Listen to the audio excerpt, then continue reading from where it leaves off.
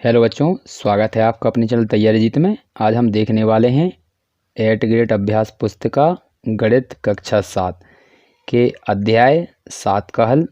यदि आपको इस पुस्तक के 1 से लेकर 13 पाठों तक का हल देखना है तो वीडियो के लास्ट तक आपको बता दिया जाएगा किस प्रकार से आपको इसका संपूर्ण हल देखना है।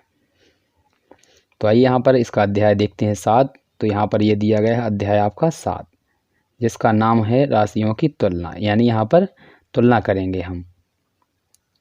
तो यहाँ पर देखिए इस प्रकार से कुछ दिया गया है आपका, इस यहाँ पर पढ़ लेते हैं। तो देखिए यहाँ पर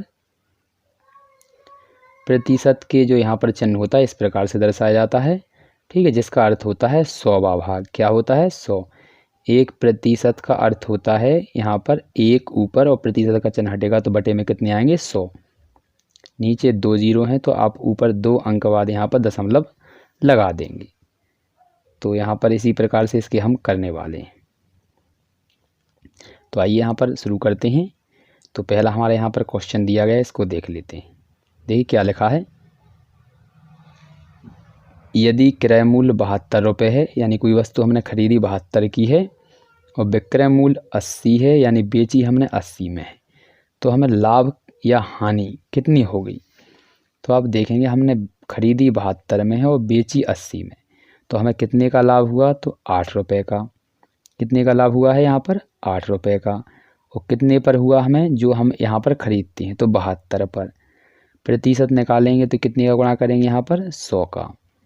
अब इसको काट लेंगे तो आपका आंसर आ जाएगा। तो 8 एकम 8, 8 नम 72, ठीक है। तो यहाँ पर ये काट देंगे तो यहाँ पर देखिए 8 एकम 8 और 8 नम 72, तो 1/9 100 का और 1 का गुणा हो जाएगा तो कितना आ जाएगा आपका? 100/9, ठीक है। 100/9 आ जाएगा। अब इसका भाग ले लीजिए तो आप यहाँ पर भाग देंगे, 100 में भाग देंगे आप 9 का, तो आप देंगे इससे काटेंगे तो 9 एकम 9, 9 एकम 9, और यहाँ पर बचेगा ऊपर 1 और भाग दे रहे थे हम 9 का, तो ये आ जाएगा 11 सही 1/9।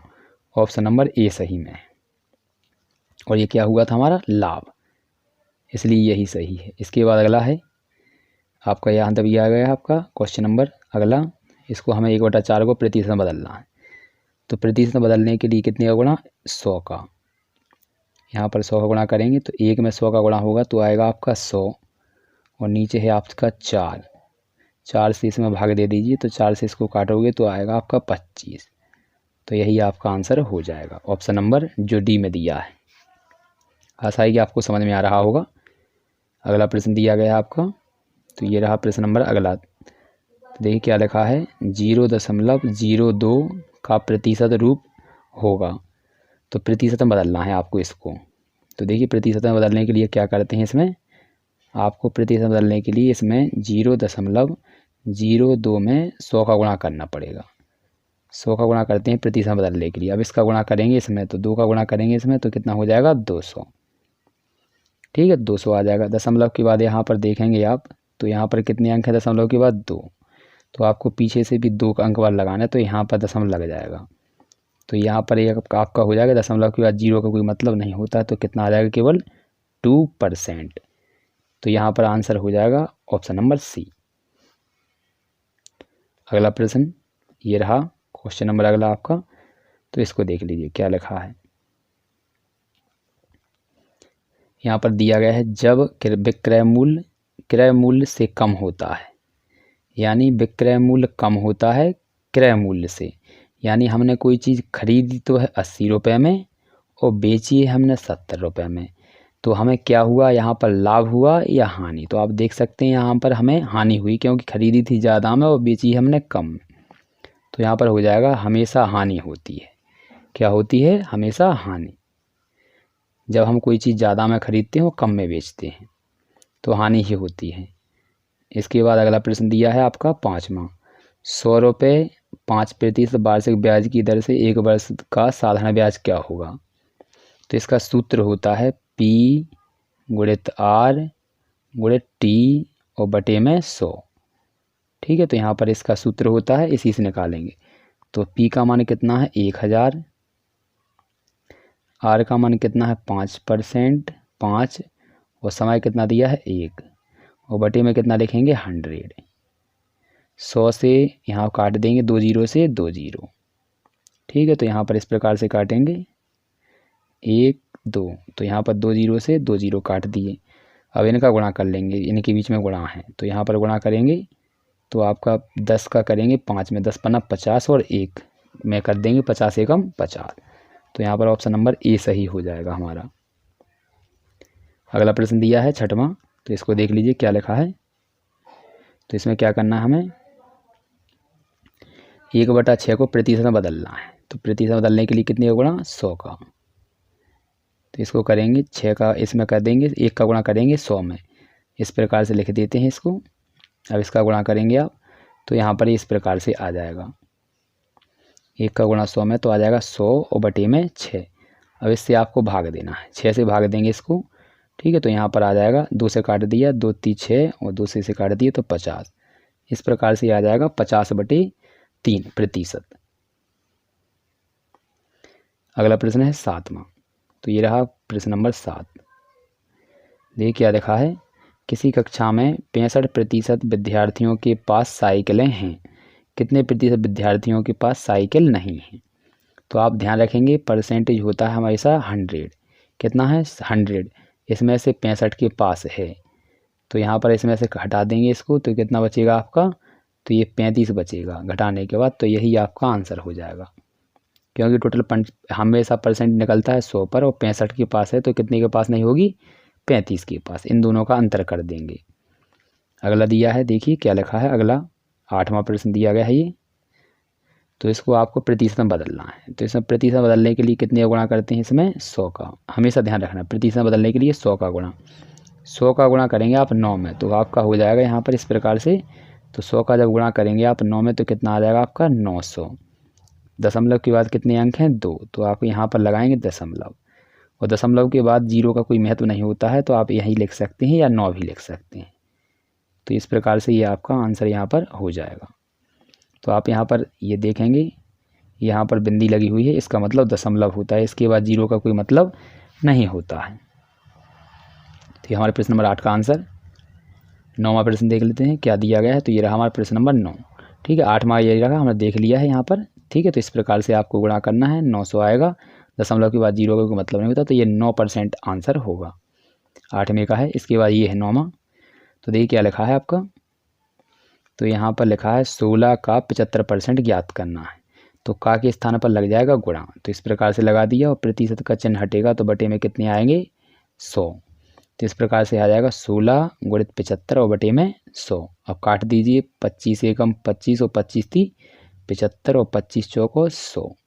4 से इसको काटेंगे, 4 एकम 4, 4 चौको 16, 3 और 4 के बीच में यहाँ पर लगा है गुणा, तो 4 और 3 कितना हो जाएगा आपका गुणा करके 12। तो इस प्रकार से आपका आंसर यहाँ पर 12 हो जाएगा, जो कि यहाँ पर लिखा हुआ है। केवल इसको काटना है, 25 थी 75 और 25 चौको 100 और 4 एकम 4 और 4 थी 12, 4 चौको 16, इन दोनों का गुणा 12 आंसर। नेक्स्ट प्रश्न 10 ये दिया गया है। तो देखिए 10 कितना क्या लिखा है, 10वां यहाँ पर प्रश्न देख लेते हैं पहले। वह समय ज्ञात कीजिए जिसका 25% 14 है, 14 मिनट है। तो देखिए क्या करेंगे, माना कि वह समय x है तो आपको x का 25% लिखना है। तो x गुणित 25% बराबर कितना है 14। प्रतिशत चिन्ह हटाएंगे तो बटे में कितने लगाएंगे, यहाँ पर 100 आ जाएंगे, तो यानी 25/100। तो यहाँ पर अब ये 25/100 है। अब यहाँ पर ये पलट के जाएंगे इस साइड बराबर की, तो यहाँ पर देखिए इस प्रकार से आ जाएंगे, ये आ गया आपका। तो ये 25/100 था, इस साइड आएगा गुणा में तो 25 आ, यहाँ पर उल्टे हो जाएंगे।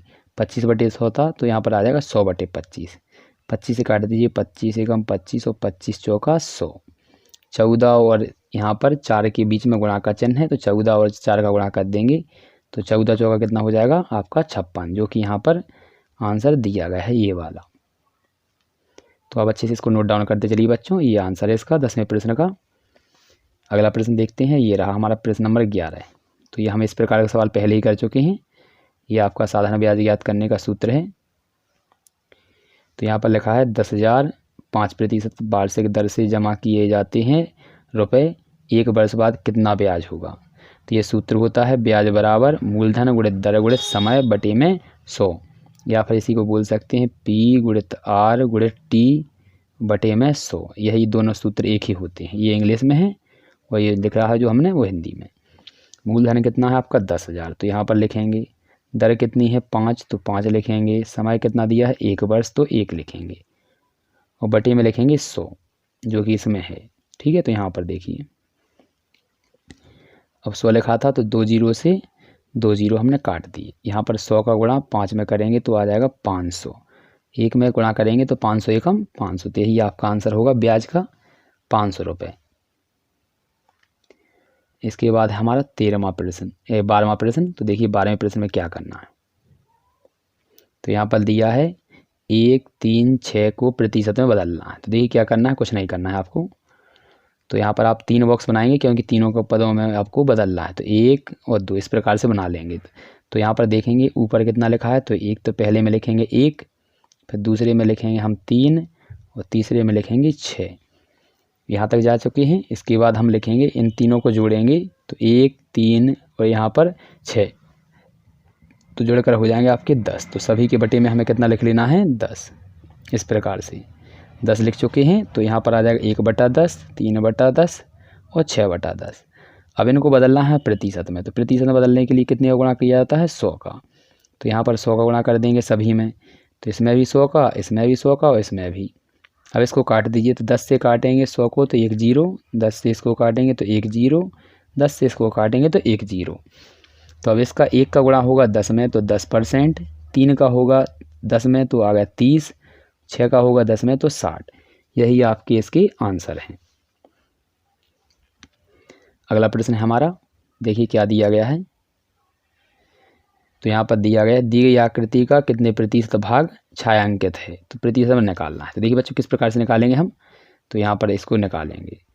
तो यहाँ पर टोटल कितने हैं आपके, देखिए भरे हुए कितने हैं 1, 2, 3, तो आप लिखेंगे 3 इस प्रकार से। तो यहाँ पर लिख देंगे 3। टोटल बॉक्स कितने हैं 1, 2, 3, 4, 5, 6, 7, 8, तो ये लिखते हैं नीचे। प्रतिशत निकालना है तो कितने का गुणा करते हैं 100 का। अब इसका कर देंगे 3 का गुणा करेंगे 100 में तो आ जाएगा आपका 300। नीचे लिखेंगे 8। अब 8 से इसके में भाग दे देना है, जो भी आंसर आएगा वो आपका उत्तर होगा। तो यहाँ पर लिखा है इस प्रकार से, इसका गुणा किया तो 300/8, इसका भाग दे दिया तो ये आ गया आपका 37.5 प्रतिशत। यही आंसर है आपका जो कि यहाँ पर दिया गया है। अगला प्रश्न आपका अगला देखते हैं। तो ये रहा प्रश्न नंबर अगला 14। तो देखिए क्या लिखा है। तो ये रहा 14 प्रश्न। तो इसको भी देख लेते हैं। यहाँ पर दिया गया एक वस्तु की लागत मूल्य 140 है। यदि दुकानदार को 10% लाभ पर बेचता है तो वह वस्तु का विक्रय मूल्य ज्ञात कीजिए। तो देखिए किस प्रकार से करना है। तो यहाँ पर करेंगे, ये विक्रय मूल्य का सूत्र होता है। तो यहाँ पर 140 रुपये की कोई वस्तु थी, हमें 10% लाभ पर बेचनी है। तो परसेंटेज वैसे होता है आपका 100। 10 लाभ चाहिए तो मतलब कितने में बेचेंगे हम इसे 10 ज़्यादा में। तो कितना आएगा 110। तो 110% निकाल लेंगे बस।